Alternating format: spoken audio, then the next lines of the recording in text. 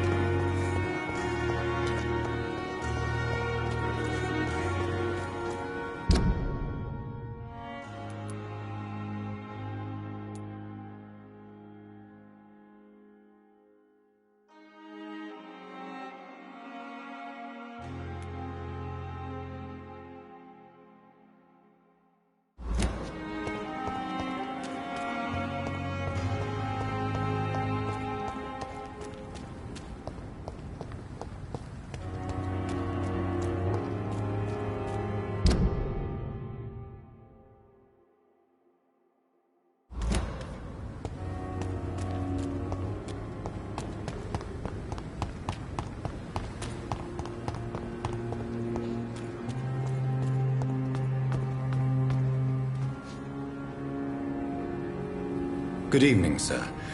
I am Dr. Jonathan Reed of the Pembroke Hospital. May I be of assistance? Dr. Reed. So it's you who saved my friend Oswald. It's a pleasure to meet you, sir. And you are? Newton Blight. Oswald and I recently returned from the war.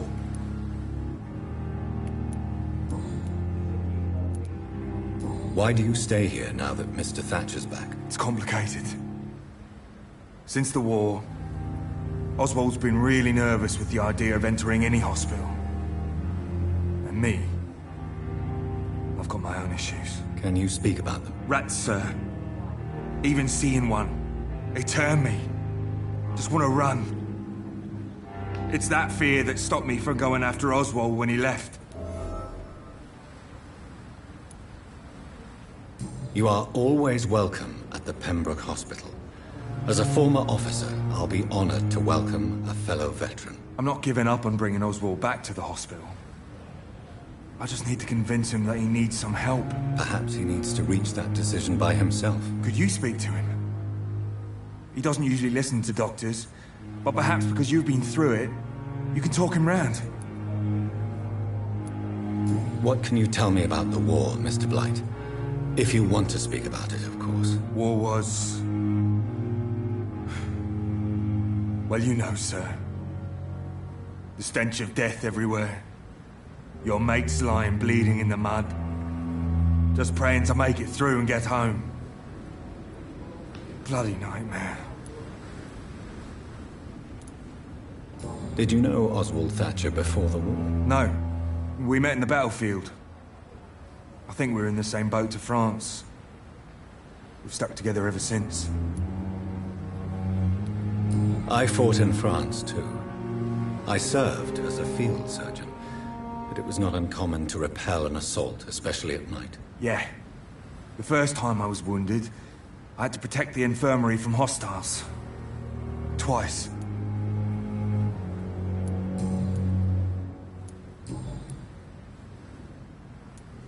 Are you concerned about the living conditions in the city? Of course I am. I'll be stuck here for as long as Oswald refuses to go to hospital. And, unfortunately, it seems the violence is rising. What kind of violence? I believe people have armed themselves and started to attack those that show signs of contagion.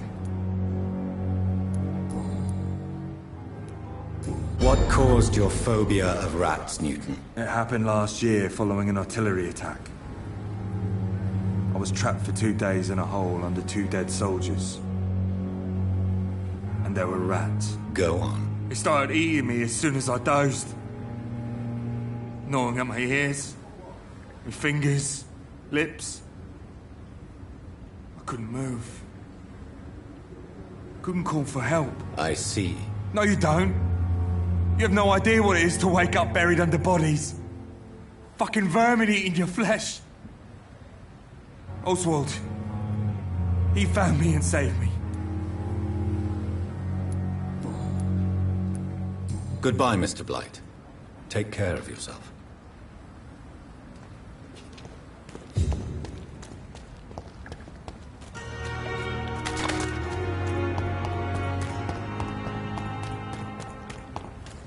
Best run alone, sir. Watch yourselves! There's one of them! Fuck! It's mine!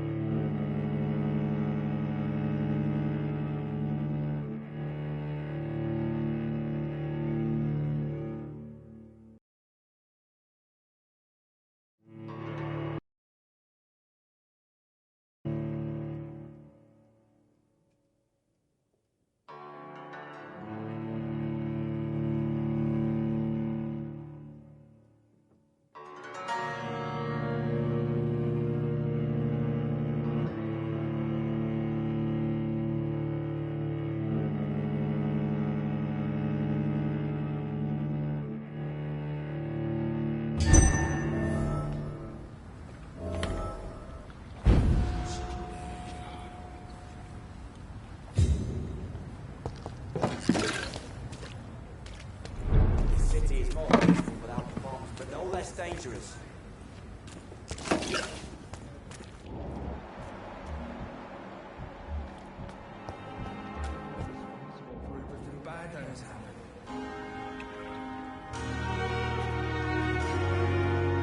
Hello again, Mr. Thatcher.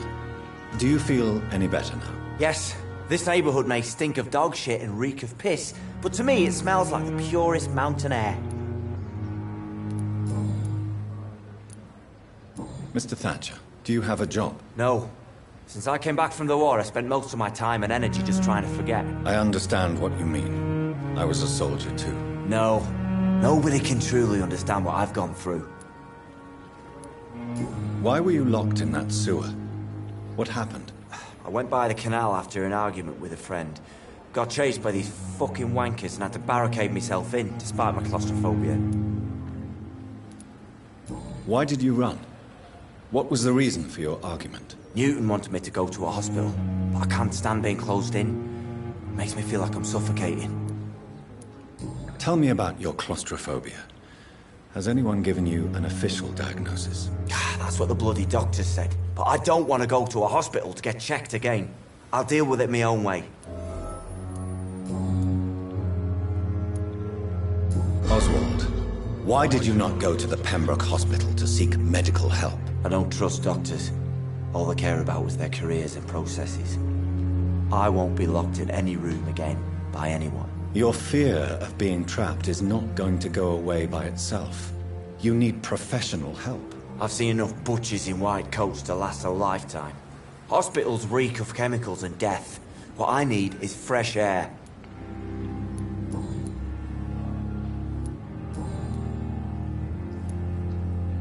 Do you want to talk about why you have this fear of being enclosed, Mr. Thatcher? No, I really don't. An irrational fear like yours is usually rooted in a specific event. Perhaps it would help to talk about it. Well, Doctor, take a guess then, if you're so interested in my case.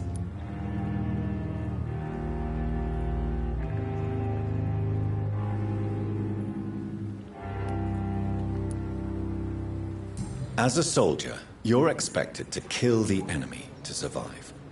Guilt is a powerful emotion and could lead to feelings of suffocation and oppression. My God, you're so wrong. Believe me, I would kill if it happened again. Violence is part of who I am.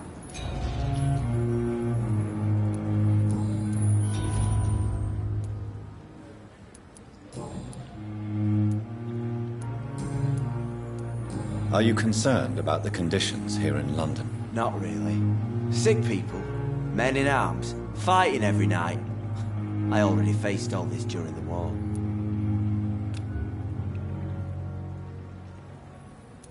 Goodbye, Mr. Thatcher. Try to take care of yourself.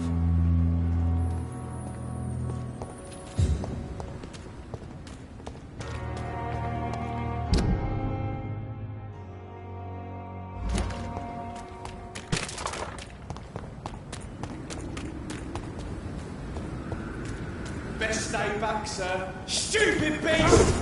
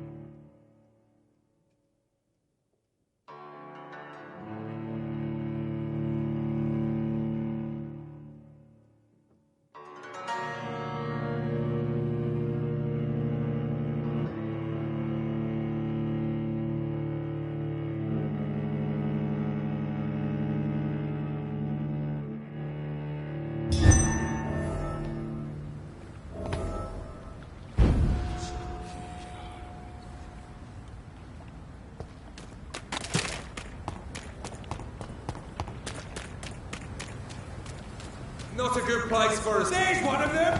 Watch yourselves!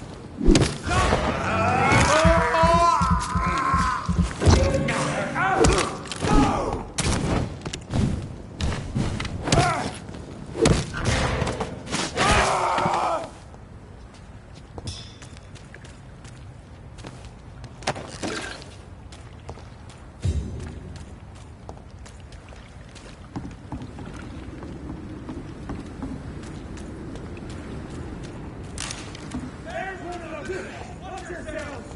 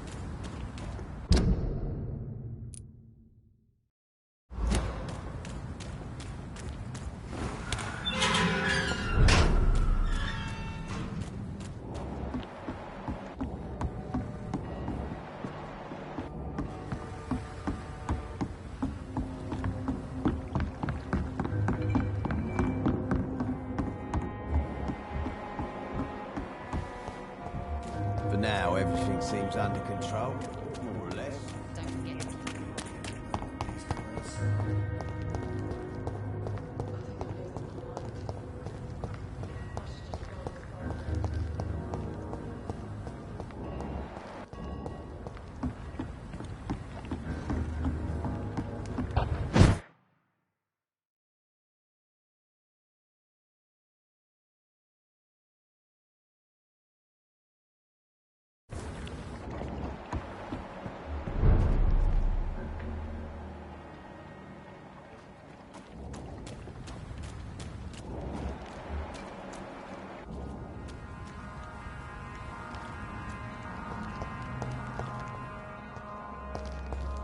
Die, newborn!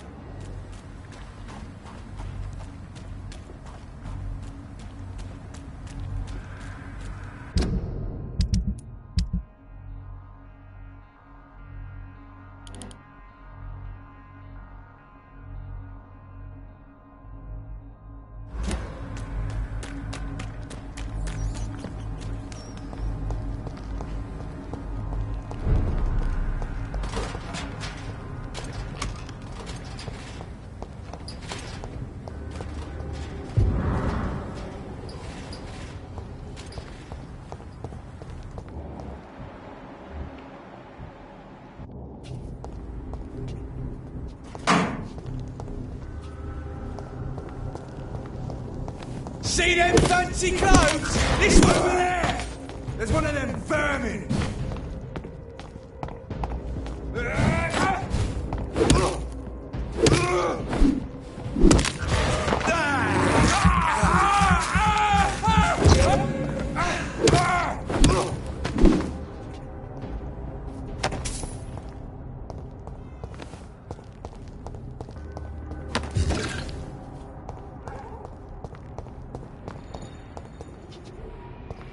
Informing London's inhabitants of the presence of vampires. What does that make me? A double or a triple agent?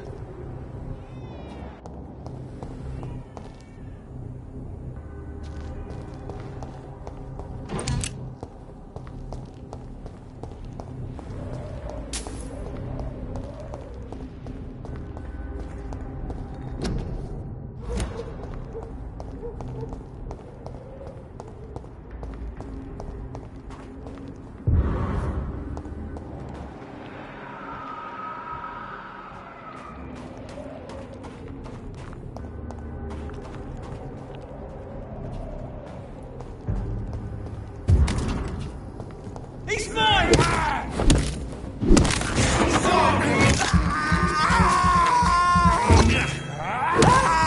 Shit, that leech is fast! I hate leeches!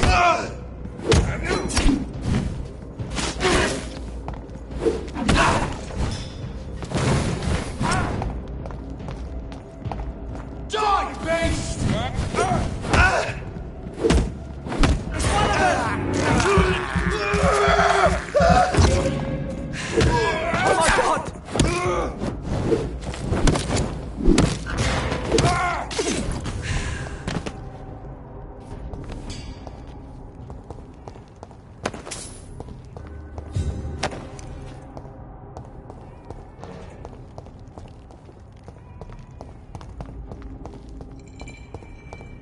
Done. Mr. Throgmorton should be happy.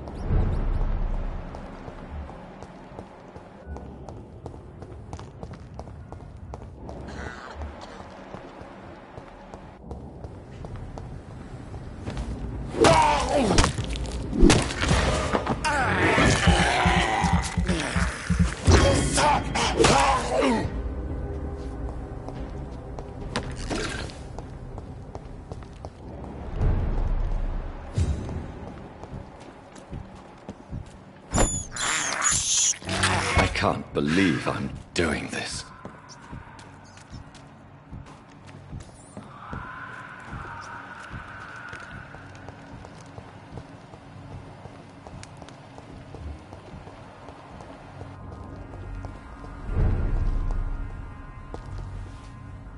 The wet boots shouldn't be fighting each other. Good evening, Mr. Throgmorton. Dr. Reed, can I be of any assistance? Have you noticed anything suspicious lately? I put up your public service announcement. Consider the common folk warned about the vampiric presence. Thank you, Dr. Reed. You may not realize it, but you saved a great many lives today. Do you really think they could be useful? See the sad saint of the East End? How a single man can help so many people? I consider myself the discreet protector of these men and women.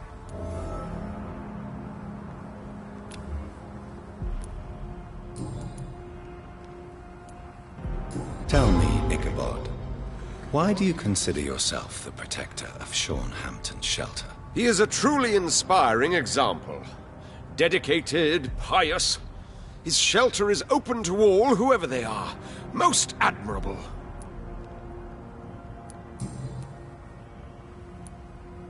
Have you heard any rumors regarding Sean Hampton's shelter? The sad saint will always be a target for vampires, but I'm keeping an eye out.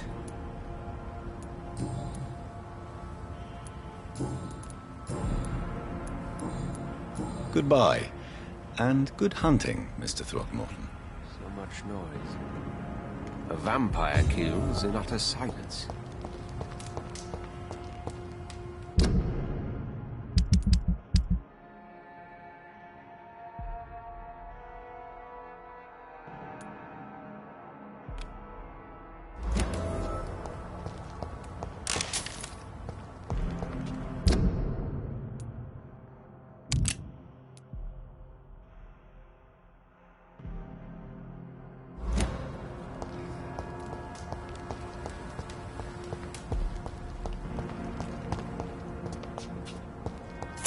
I hope they'll all return to the shadows once the epidemic has passed.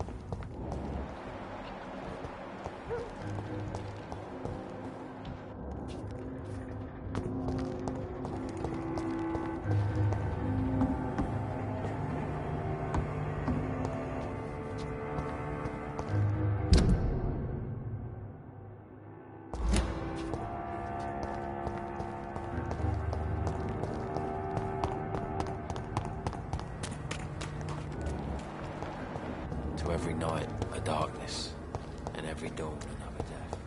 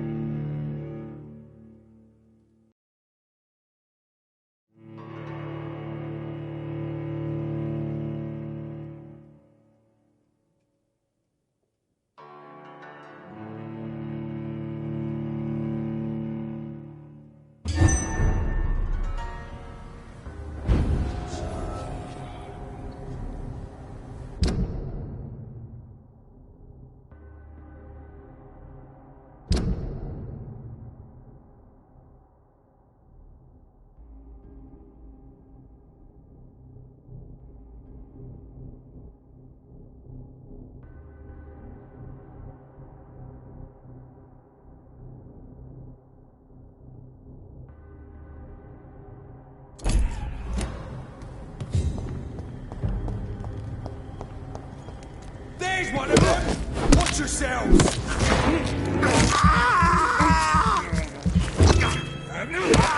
He's done her!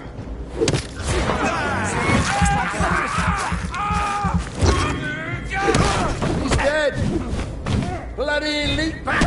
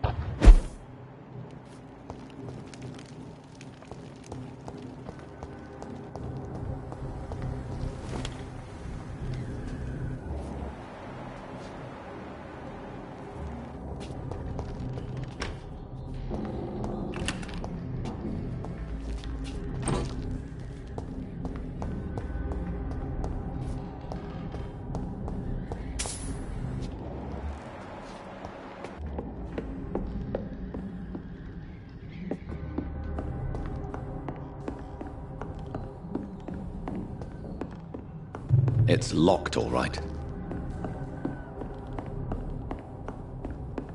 It's locked.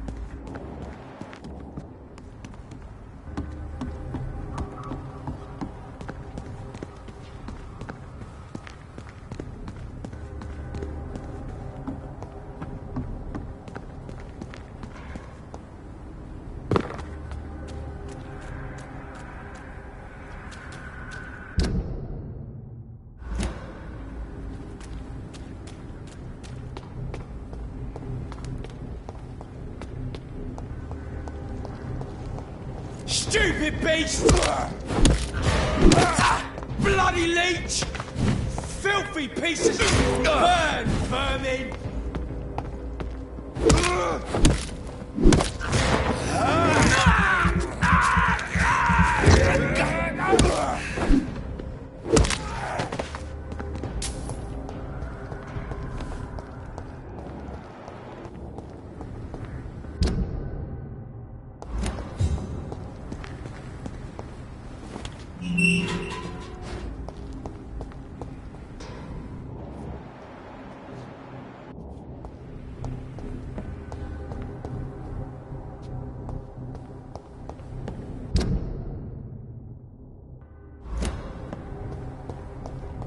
This place looks like the picture I saw of the bomb site.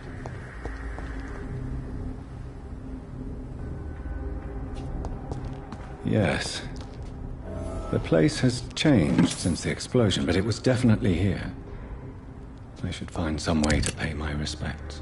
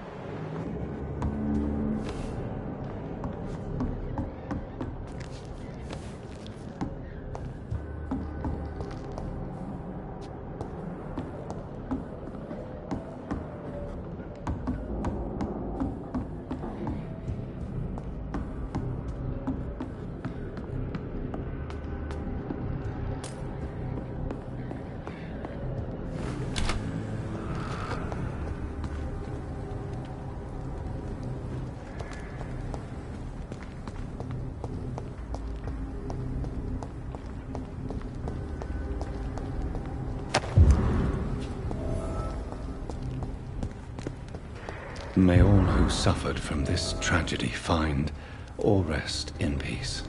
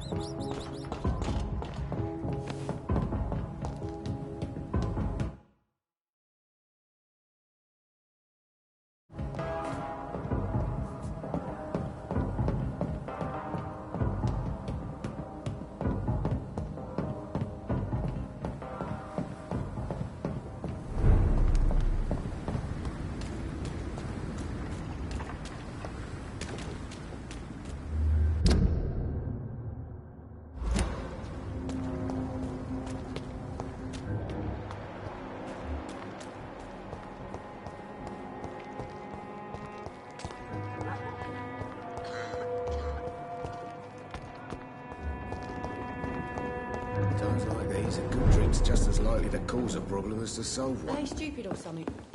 I've never even been to India. Good evening, Mr. Delaney. What? Oh, you're that doctor.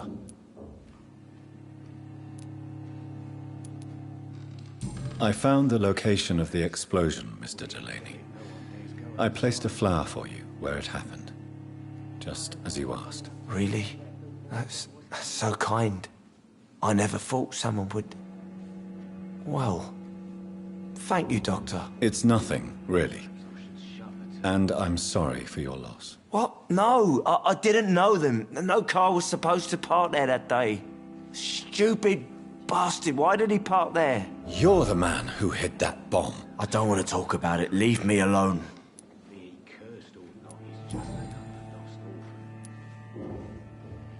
Is there anything in particular that you like about this part of town? Except for the cheap drinks, I mean. How dare you say such a thing? I love this neighborhood. So friendly, so joyful.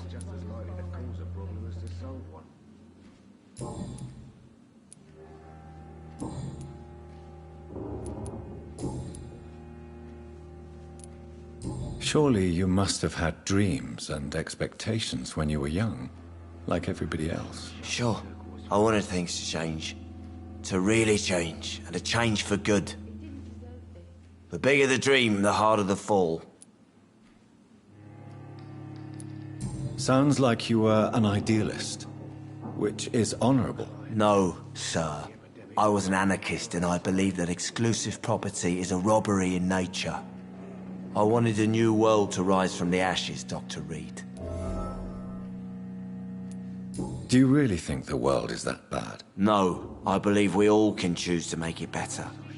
But most of us are too weak, too corrupt and too guilty. I failed for sure, but others will come.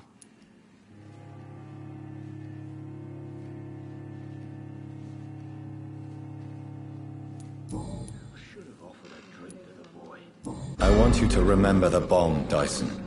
Tell me about it. No, I don't want to remember it. Why use a bomb? What were you trying to destroy? The Dawson & Dawson ammunitions factory. A symbol of violence against the people. My group wanted to destroy it to send a message. The victims. They were not the target then. I spent so much time figuring out the perfect moment. I used a short fuse. No car had ever parked there. They all died.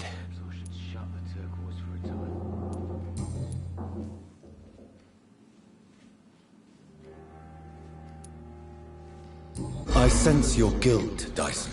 Why is that? Did you not think violence was an acceptable political tool? I still believe our fight was just. By killing an innocent couple who was just at the wrong place at the wrong time. No way. Are they stupid or something?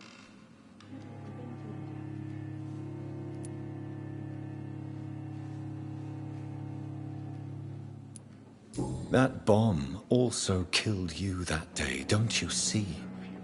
You just die a slower death, drink by drink. I know. Maybe I deserve judgment. Until that day, I'll just be Dyson the drunk, not Dyson the murderer. I want to know more about your past as an anarchist, Dyson. I'm still an anarchist, Doctor, make no mistake. I just reject violence as a tool to change the world, unlike my comrades. Do you still see your comrades, then? Even if you don't agree with their methods anymore, I mean. No. I hope they'll come to share my point of view one day. I'll raise my glass to that splendid idea. Do you believe in a bloodless revolution, then? I do not believe in much anymore, Doctor. But I'll admit I like your idea of peaceful change. I like it a lot.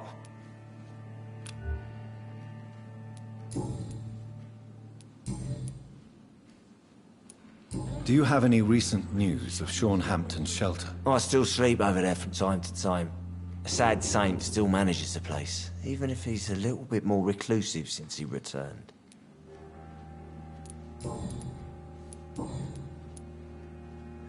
Goodbye, Mr. Delaney. Be he cursed or not, he's just another lost orphan. Poor Jack. He didn't deserve this.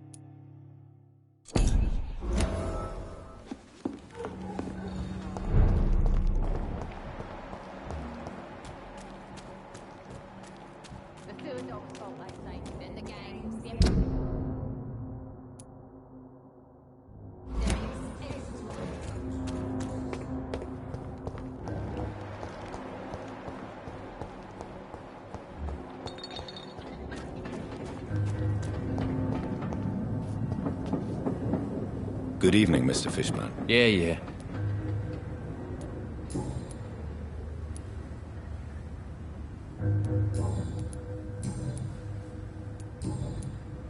Do you require medical assistance? I'm fine, thank you. Goodbye, Mr. Fishburne. Hypocrites all. Maggots and liars.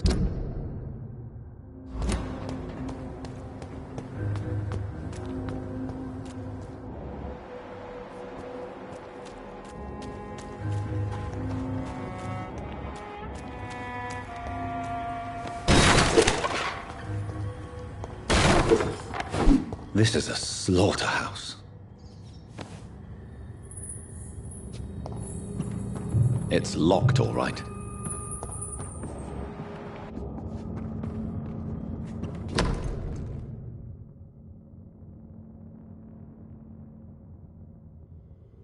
From Seymour to my beloved mother, Stella. Fishburne, that sneaky bastard.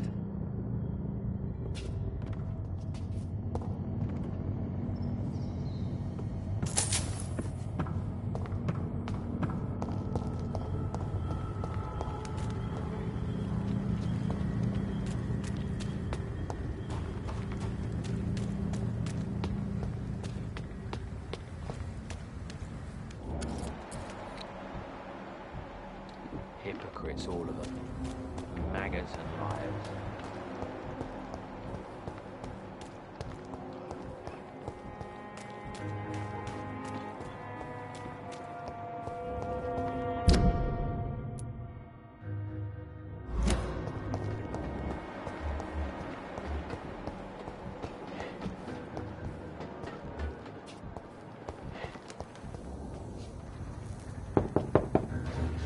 Good evening, Mrs. Fishburne. May I come in, please? Of course. Dr. Reed.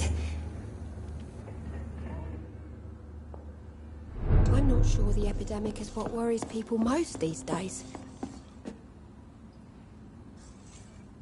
What can I do for you, Dr. Reed?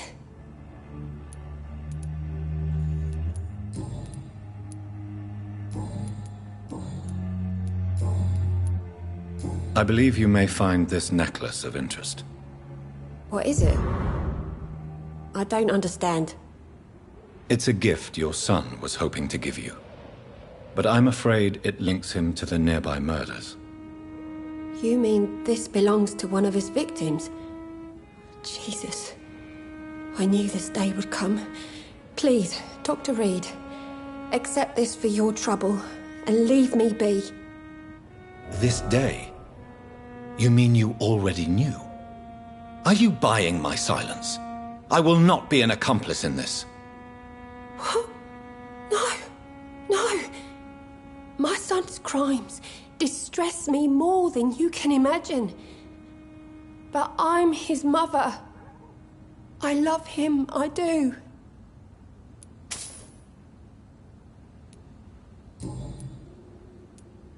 Your son's gone way beyond simply bullying people. He has a taste for blood, and you know it, don't you, Stella? One night, he told me straight up, in his own words. It was several days after one of his episodes. Why did he confess? Did you suspect something? No. I guess he wanted his old mum to help him fight his, demons. Did Seymour tell you everything that night? More than I could stand. The words he used to describe his hate, his rage, how he feels when he's done it.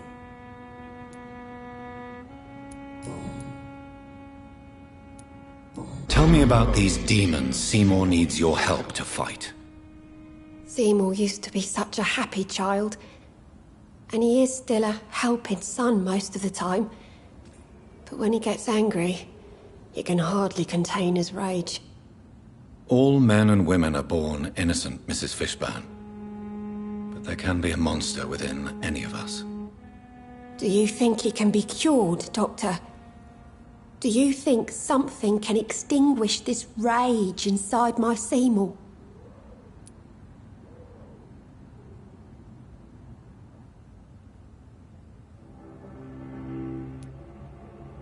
Science has only just begun to investigate the mysteries of the human mind. Currently, we have more assumptions than fact. There ain't no hope, then. Somehow, somewhere, my son has turned into a monster, and nothing will bring him back. Stella, I know you are ashamed of your son's crimes. So why do you protect Seymour? I can't report my own son, can I? Not a burden I could bear. Burden? How do you mean? They'd hang him for sure. I won't send my only son to his death.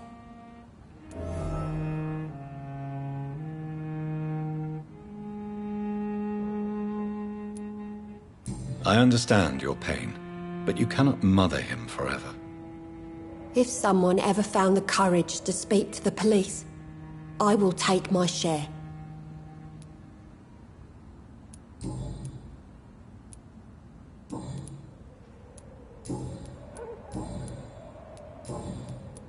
Goodbye, Miss Fishburne. Take care of yourself.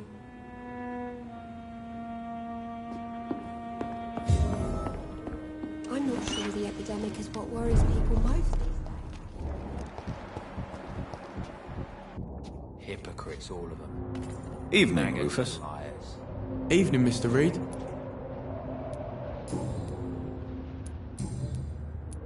So long, Rufus. Be careful. Take care. All these whispers of monsters got folk scared.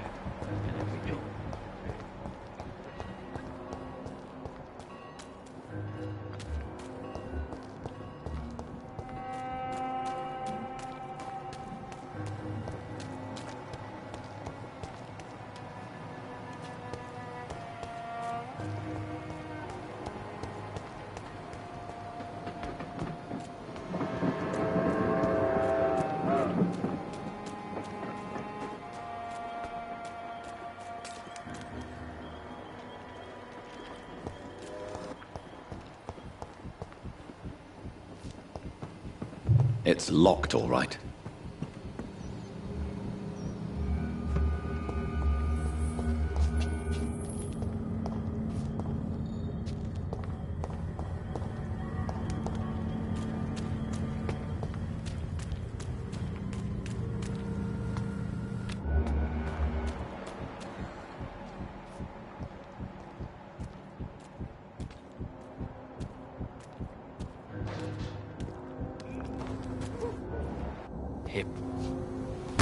Good evening, Mr. Fishburne. Yeah.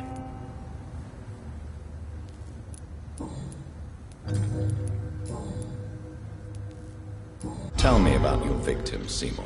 Who were they? Why them? Was there a link? Why should there be? They just kept getting on my nerves at the worst times, that's all. How many? How many victims? It's not like I keep records. It happens when it happens. You feel nothing, do you? No empathy for your victims at all? You seem pretty calm yourself, don't you? We're not talking about me. That right? Well, our calm's the only thing we have in common then. Did you take pleasure in killing them, Seymour? All those people, all those lives extinguished. I take no pleasure from it. Just gives me peace. Stills the anger. For a time. This rage you feel, have you ever been able to control it? Resist it? I tried. For my mum, I tried for her. Telling the truth made me feel better. For a while. Don't you think you should seek help? Talk to someone you trust, someone who cares about you. No. And don't dare speak about me to your colleagues either. Keep your mouth shut tight. Especially about my mum. Why is your mother protecting you, Seymour? I'm her son. She's the only one who knows me. Sometimes I think she knows me better than I know myself. I understand you love her, but can't you see the awful situation you've put her in? Do you think my mum would have a better life if I were dead? She seems so sad to know me sometimes.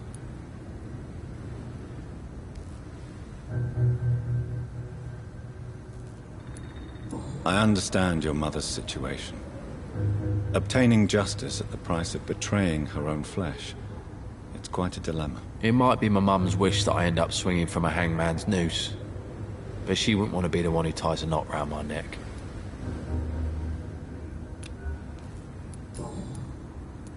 Goodbye, Mr. Fishburne.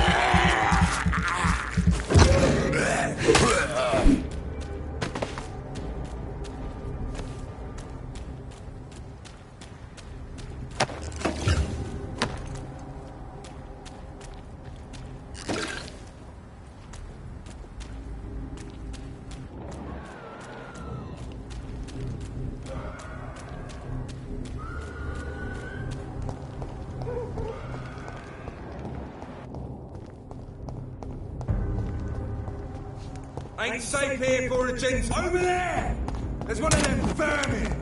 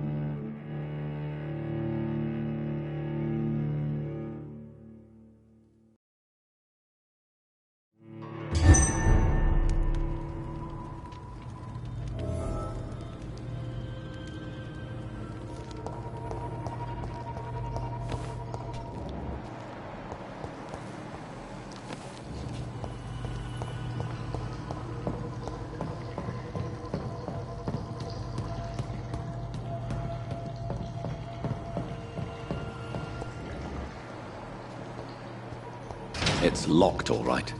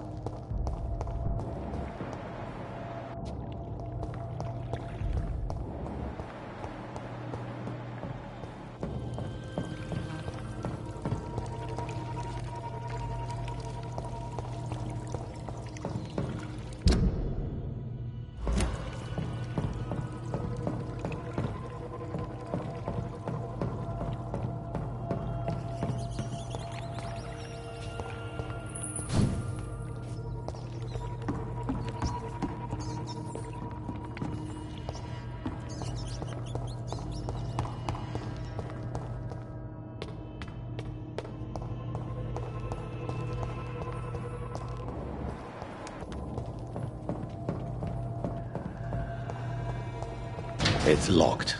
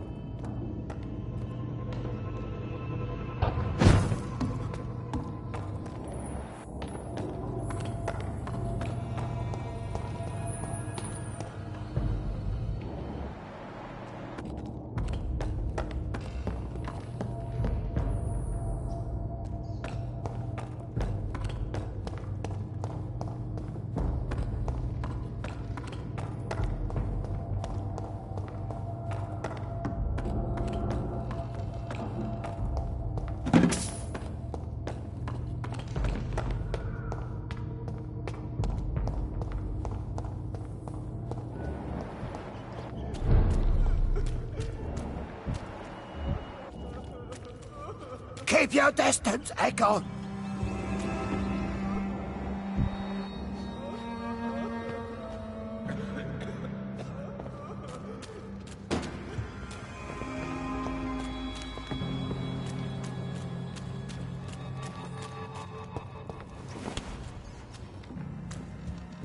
Let me rest now.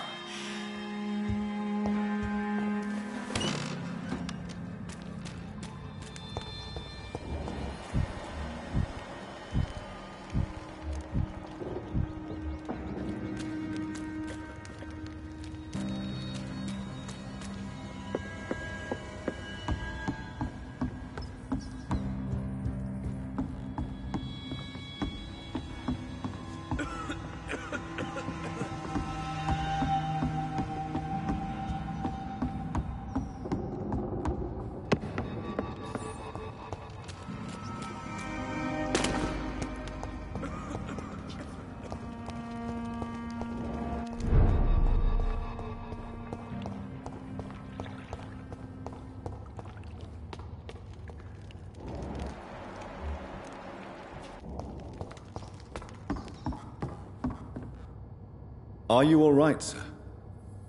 What are you doing here? I could ask you the same question. Don't you know this is a quarantine zone? I'm Dr. Jonathan Reed.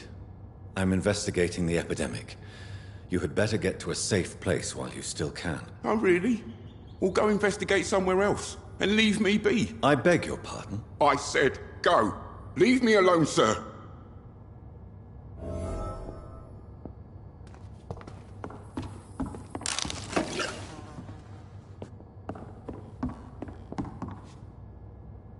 Rodney, you're the man who killed that gang member, are you not? Is that why you are hiding in this godforsaken place? Yes, I did. I did not even know his name. Then why did you kill him? That arsehole always mocked me for the colour of my skin. Usually I let it go. But not that night. We fought. He died.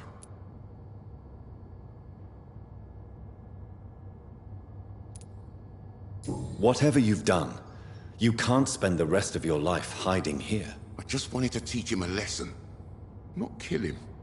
I'm not responsible for a murder if I didn't want to commit it. It was an accident. Believe me, Rodney, you won't survive here long. No matter what you did, you must go back to where you used to live. I'll go back to the docks then. But if I die, remember that the blood of Rodney Grader will be on your hands.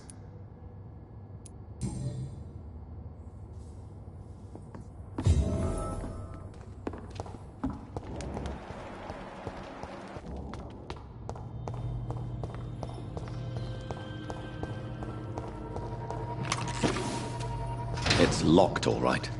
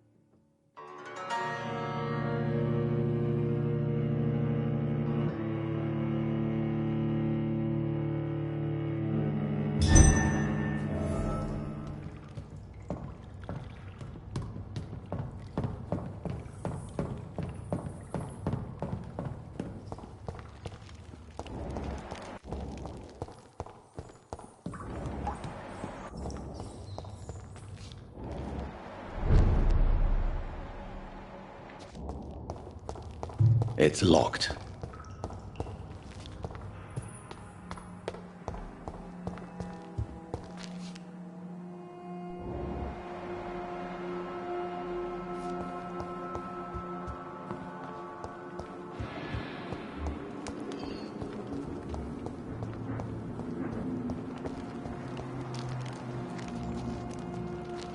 I know I promised you I'd make everything right, Mum, but it's not been that simple.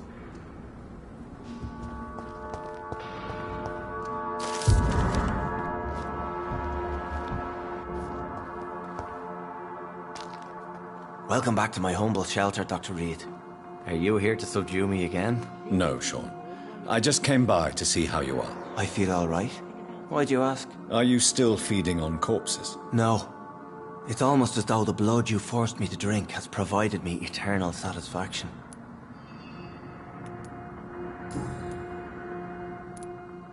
How is the sanitary situation in this part of town? I think it's acceptable. Fewer cases of sickness recently. I thank the Lord for his mercy. How are things in your shelter? Between the mortals and the immortals, I mean. Even if we're all children of God, I've always maintained a strict frontier between the two communities. What do you fear? A few years ago, a Skal decided to pay a nocturnal visit to my sleeping customers.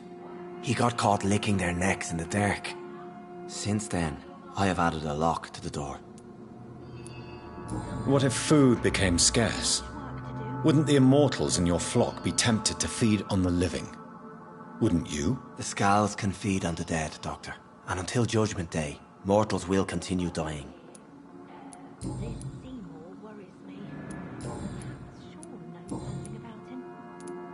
How did you meet old Bridget? When younger, I used to patrol the streets at night, searching for lost souls.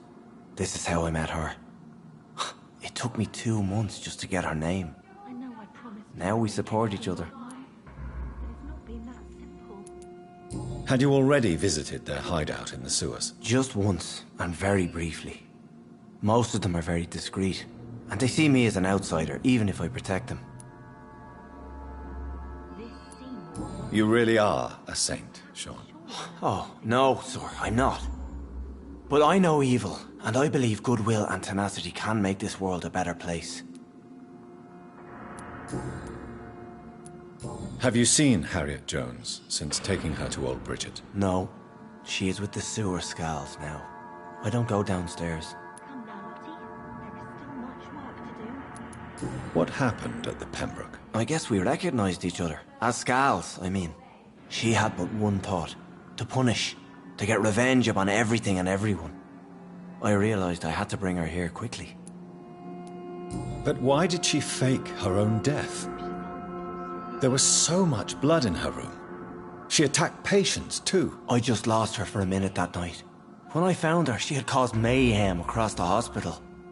I slapped some sense into her, and we fled before getting caught. What happened then? We ran here through narrow streets and backyards. She kept saying that someone was talking to her in the dark, offering to avenge her. But I saw nobody. Would you let me listen to your chest, Sean? No, Dr. Reed. You already forced me to drink your blood, and I thank you for that, for I feel better now. But it was quite an unpleasant experience. It would help me greatly if you would allow me to give you a physical examination. I said no. I'm no subject of medical examination, and I intend only to obey and to kneel before God. Farewell, Sean. Take good care of your flock, and of yourself. There is still much work to do.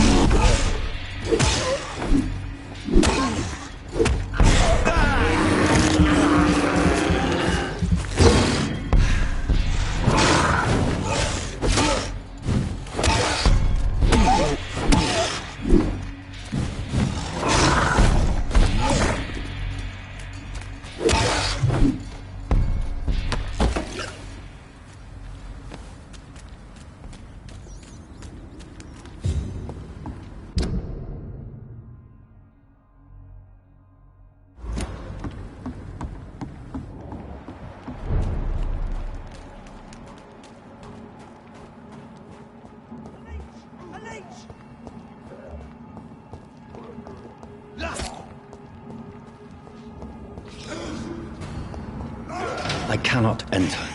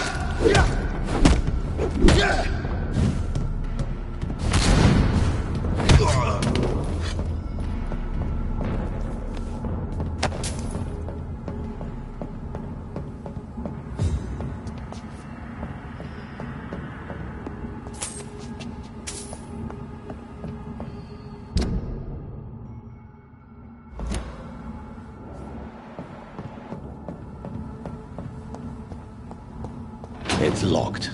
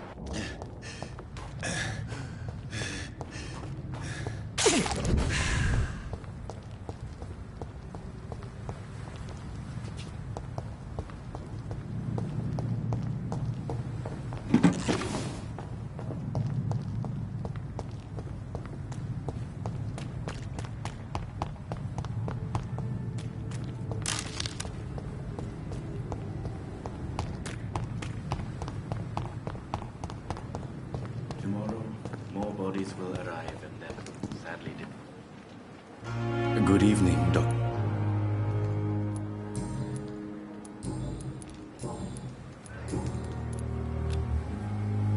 Do you need medical? Well, the prox... Don't take too many risks with it. And that is a good thing.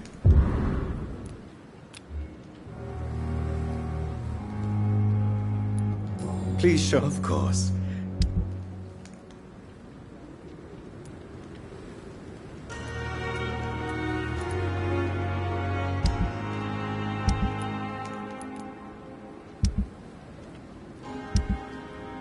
Tomorrow, more bodies will arrive and then, sadly,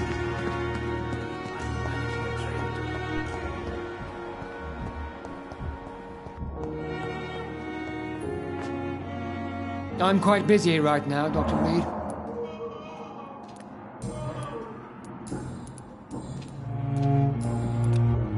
Do you need... Don't be ridiculous. Then you are... I wish that... Thank you for your time.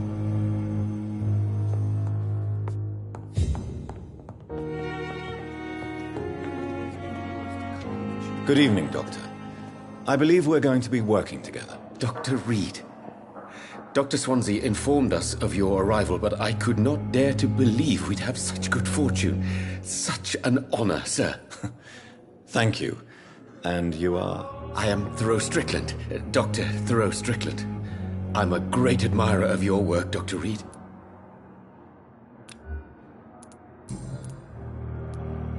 Please, could you tell me something about yourself? I'm a great admirer of your work concerning blood transfusion, Dr. Reed. I run my own experiments. I'm convinced it's the future. What made you choose to be a doctor? I'm not ashamed to admit you and your work have inspired me. I am honored to have the opportunity to work by your side.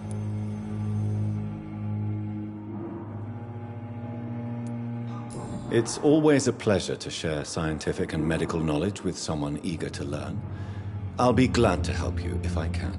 This epidemic may be the century's most terrible disaster, but I'm convinced that we, as doctors, are the only ones able to defeat it. I based my technique on my mentor's research. He helped me perfect my method. What is yours? I'd rather not talk about it. For now, it's just theories and first approach. My process is purely experimental and unsuccessful. As long as you're cautious and methodical, you may remain empty-handed, but you won't fail. You're not the first one to warn me, but I am convinced knowledge is the main weapon against the ravages of this epidemic. What can you tell me about the Pembroke? Well, it has always been an honor to work with Dr. Swansea. But with your arrival, I can't think of a better opportunity to learn about blood transfusion. You seem quite optimistic. It's a rare and precious attitude in these difficult times. I'm convinced that this epidemic is a test of endurance and dedication for us men of science. Questions remain about our capacity to resolve the situation. True. Last summer, during the first wave of the epidemic, I used to joke with Milton about the extra work. We're not smiling now. Do you need help with anything in particular? Well, yes, maybe. I'm waiting for a batch of products I ordered for my personal research, yet my supplier seems to have vanished. Do you want me to play the errand boy for you? Oh no, Dr. Reed. But if you went personally to his shop, what with your reputation and all, he wouldn't dare to refuse the products I need. I see. Well, give me the address, for I may pass by if I have time. What do you think of Dr. Ackroyd's aversion to modern medical methods? It's a shame he's so narrow-minded. Dr. Swansea taught me that science is about exploring uncharted territory. I'm convinced that's true. With the influenza and all that's going on, you should put your differences aside, don't you think? Why is it so difficult to work together? I believe that if Dr. Ackroyd had been the one to discover the transfusion process, he would be the first to recommend its use. So you believe it's just a question of jealousy and pride? Dr. Ackroyd is as proud as he is blinded by his obsolete concept of medical science.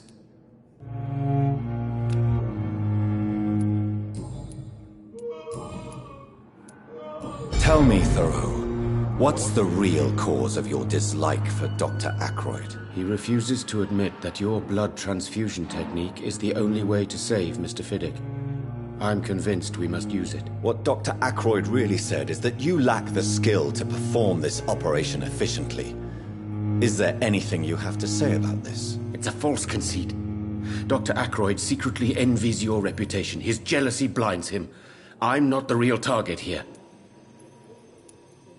Tell me more about your willingness to experiment with new medical techniques. Harvey Fiddick is a patient suffering from a severe injury that could cripple him if not treated correctly. I'm convinced your blood transfusion technique could help him. What is it you really want? To save him, or to prove your point? Fair question. I want nothing but to save my patient, Dr. Reed. Especially since I know Mr. Fiddick's story.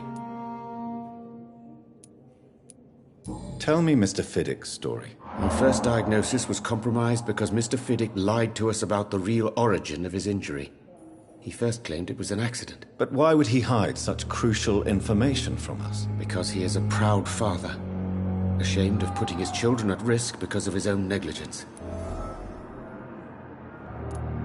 This personal involvement could also appear to be a lack of impartiality. You must know that a good surgeon must remain neutral. I agree. But that does not excuse Dr. Ackroyd's behavior, a man who did not even take time to converse with his patient. Do you think keeping his distance was a mistake? All I know is that I'm taking care of human beings, with desires, hopes and fears.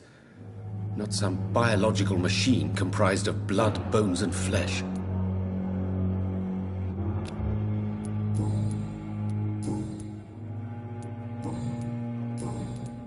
Goodbye, Dr. Strickland.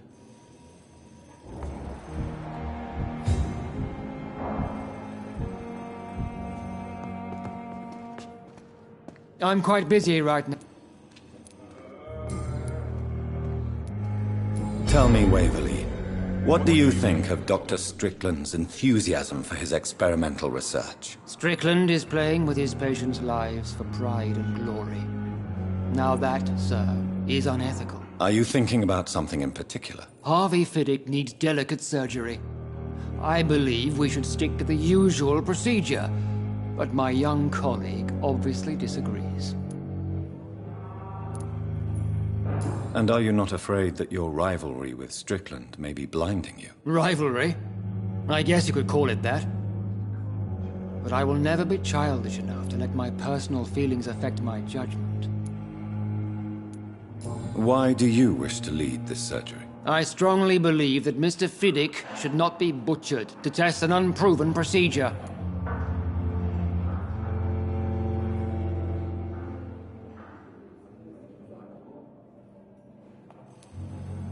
I really hope you're right about this, Dr. Ackroyd.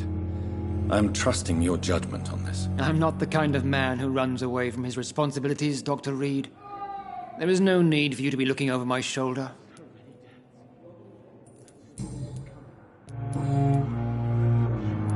Thank you for your time. We'll talk later.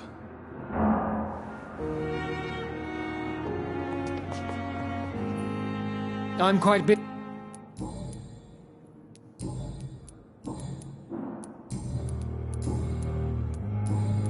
Thank you for your Good evening, sir. Reads me like a book. Doctor.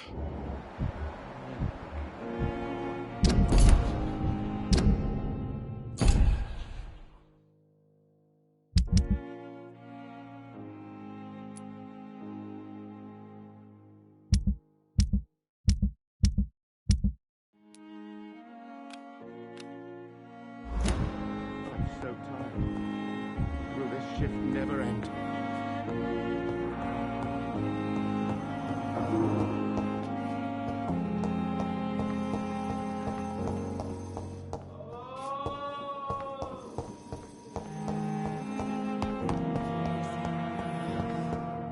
Damn. The pain.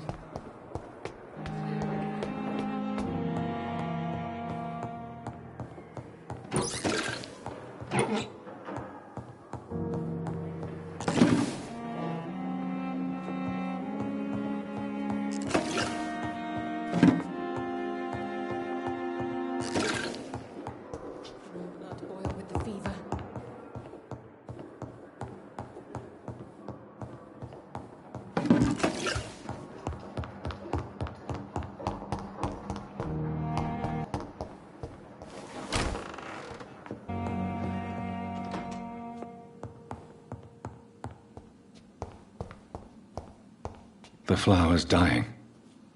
It needs water.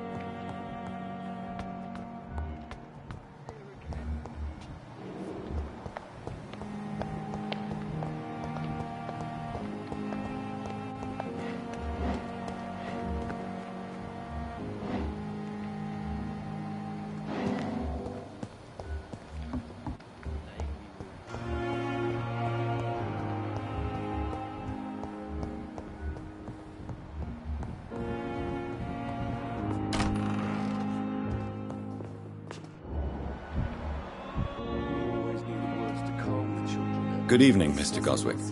How are you? I'm okay.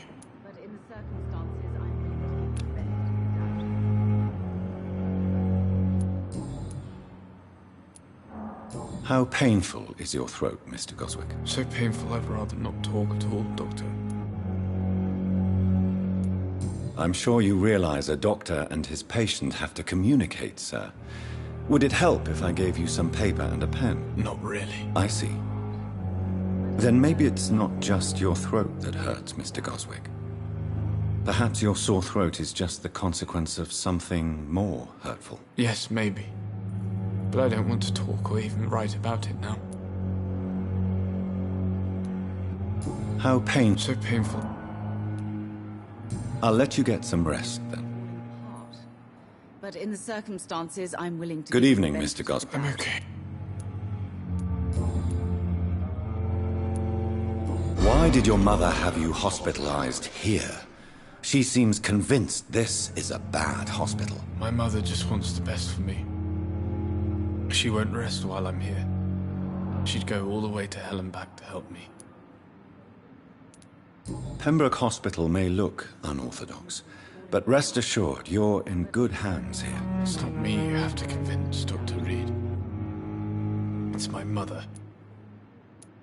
Is your mother bothering you?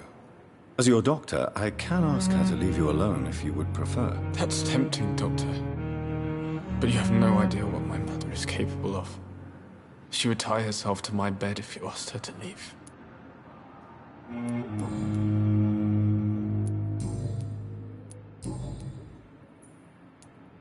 Tell me about yourself, Mr. Goswick. I don't want to talk, Doctor. I have to go now. To give you the benefit of the doubt. Good evening, Doctor. How is my son doing?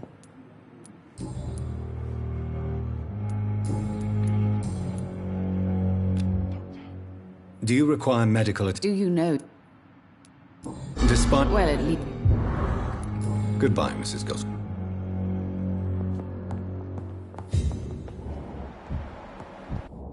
I will... Good evening, Mr. Fiddick. Good evening, Dr. Reed. Any news about my operation?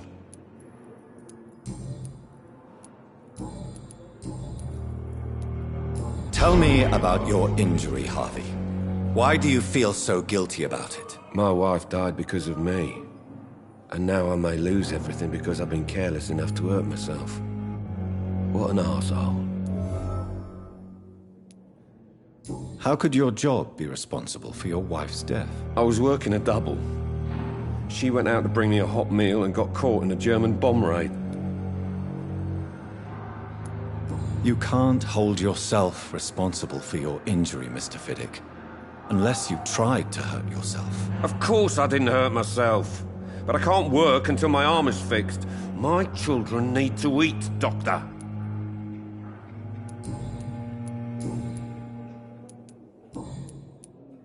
Tell me more about the death of your wife, Harvey. 1915. I was in the army, building workshops for the Royal Flying Corps. Helen was happy I wasn't sent to the front. What happened? The Germans sent Zeppelins to bomb the construction site, but they missed their target. My wife was bringing my dinner when the bombs fell. I'm sorry for your loss. So many died during the bombings. I served in France and witnessed the carnage there. I would like to say that she didn't suffer. Truth is, I have no idea. I just know that I'm all that me kids have. Poor little bleeders. How are your children after losing their mother? They were smaller then. The only good thing about this is my Helen didn't bring them with her that night.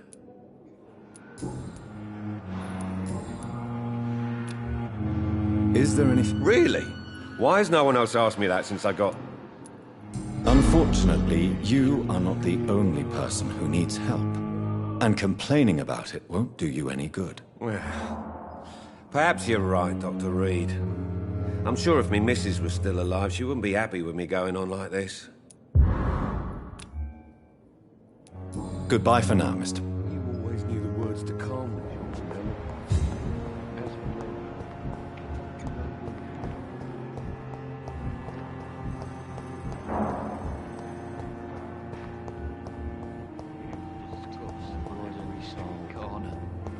They belong to you now. The life running in your veins. This dead Good evening, flesh sir. needs it. Can I help you? Unless you're here to fix my face. No. I don't think you can help me. I'm Dr. Reed. I've recently taken the position of head surgeon here. War injuries, am I right? You guessed right, Doctor. German shell took my pretty little mug right off. But they still call me Thomas Elwood.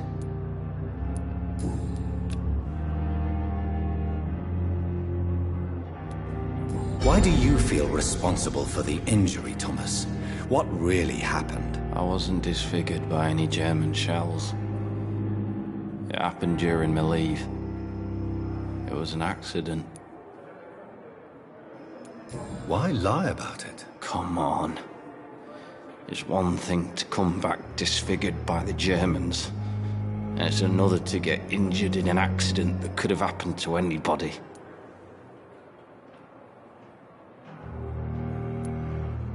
Reconstructive surgery has been very successful for some soldiers. I don't want to wear a bloody mask for the rest of my life. I'd rather stay here and just be forgotten. Tell me what really happened then. I went with a whore in Rouen. Dead drunk I was.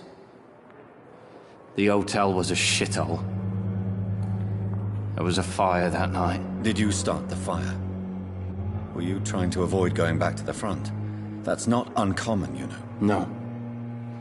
It's just that I was asleep when the flames reached the room. The girl was long gone. Bitch never woke me up. Left me to burn. How is your stay with us, Mr. Elwood? Oh, it's bliss. I just escaped death in the trenches to be surrounded again by the moans of the dying. Can I ask you precisely why you're a patient here? It's the pain, sir. The drugs don't work. It just hurts under the scars, if you get my drift. Can I do anything for your pain? Nurses gave me a bunch of pills. No effect. Told you. It's like the flames are under my skin, burning away. Who is treating you? Is someone in particular looking after your case? Nobody since the old and tired doctor spoke to me. Started to think I was forgotten about. Wouldn't blame you. You don't seem worried by that. My face hurts so much more when I smile or cry. I've learned it's easier not to speak. But be assured I'm smiling inside.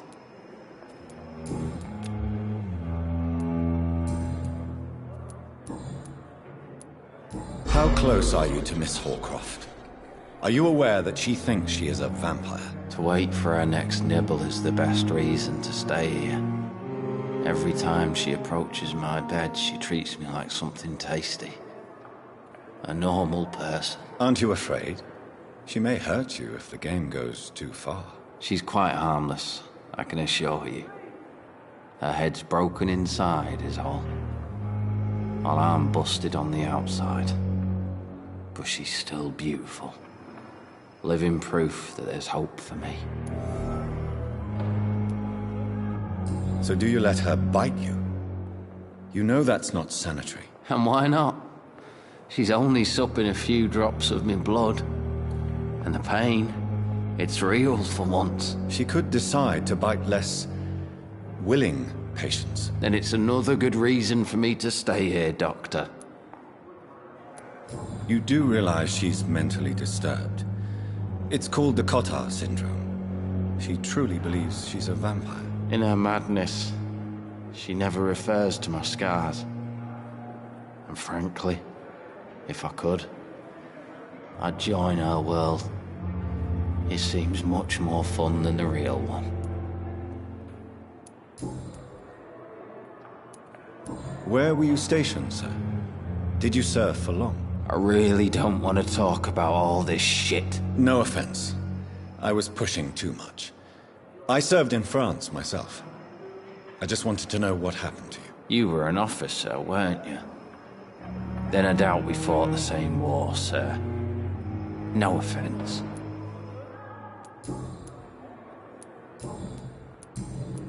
Goodbye for now, Mr. Elwood. You have disgust on every street corner. Good evening. Evening. Soldier. Not really. As long as you don't think you can... Goodbye for now.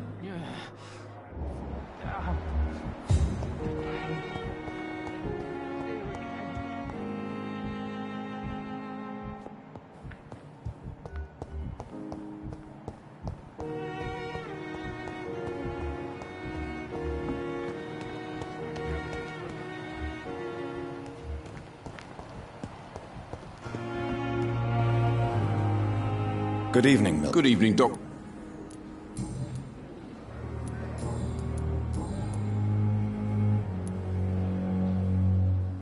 Tell me why you're extorting money from some of the patients here. If a patient wants a bed, he'll have to pay me a little fee. That's all. Where did you get the idea for such an immoral scam? Funny you should ask. The first time it was from a patient who bribed me to get a bed. It's only then I realized I could make a fortune. Admit it. Nurse Hawkins is more than your lover. She's also your partner in crime. Of course she is. How else could I tell which bed is free? I need to know that. Have you no shame? Don't you see this city is crumbling down? Today people are ready to pay to get a hospital bed. Tomorrow we may be fighting for food.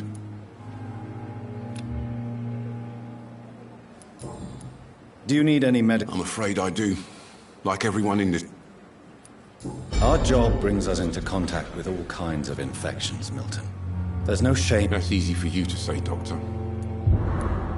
I'd like to see your goods. Wise choice, Dr. Reed.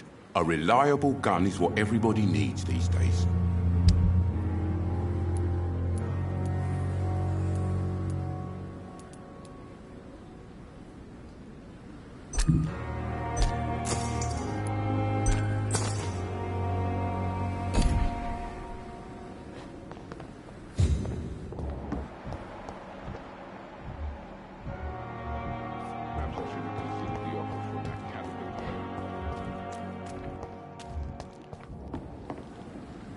If Pembroke is still standing after this epidemic. Good evening, Nurse Brannigan. Good evening, Doctor.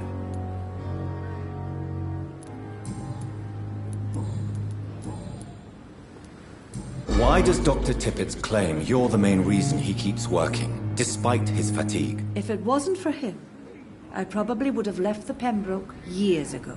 Dr. Tippett does not think of you as just a nurse anymore, does he? If you're suggesting he's not taking my gender into consideration when it comes to medical practice and knowledge, I really hope he doesn't. Do you require medical... I will be fine. Nurse. I'll try.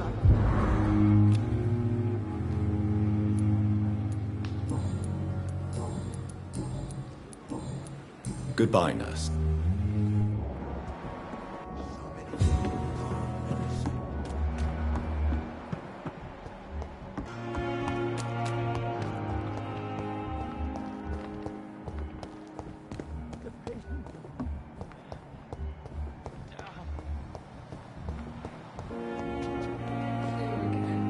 Good evening, Nurse Hawkins. Good evening, Dr. Reed.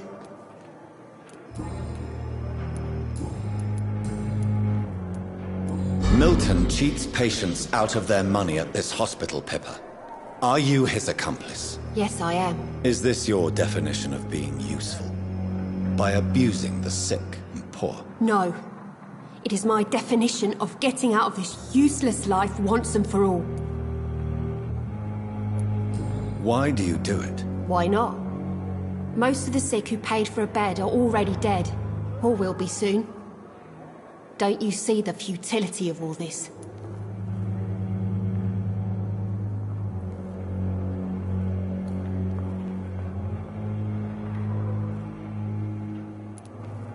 How can you be affected by the misery around you, and be so heartless at the same time? Which is the real you, Nurse Hawkins? I could ask you the same question, Dr. Reed. Are you more real when you lie to a dying patient, or when you grant him useless medication? Whose idea was it? What difference does it make? We did it together, and I'm guilty as charged. Answer my question. It was my idea first, even though Milton would say it was his, to protect me.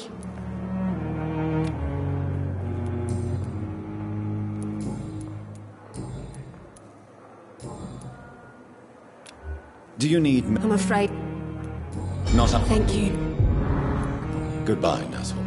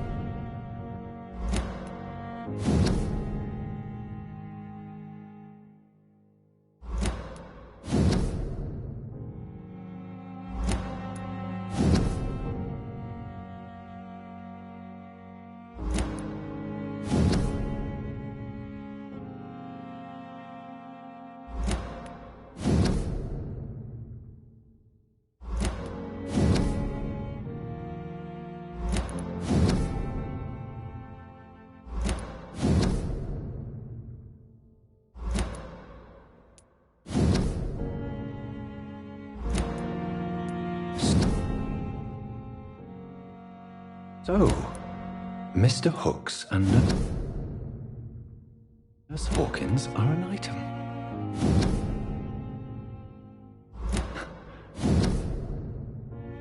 Those two have hidden their affections well.